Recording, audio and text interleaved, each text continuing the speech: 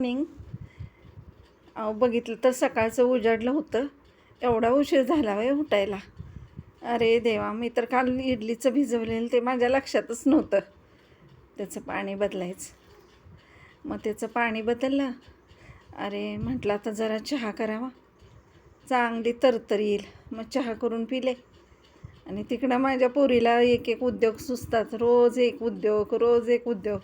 आज काय गाडी फिरवायला जाईल, उद्या काय हाच क्लास लावल. बघती तर पोरगं एकटंच होतं. बघून आली.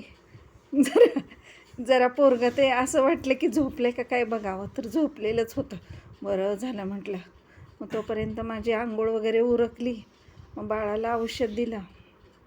बाळाला औषध दिल्यावर त्याला जरा उन्हात ठेवलं. तो चांगला तरतरीत झाला. नंतर त्याची टाळं भरून त्याला चांगलं चोळून मालिश करून आंघोळ घातली. मग तेवढ्यात मुलगी आली. नंतर मग मी त्याला जॉकेट शिवायला घेतलं.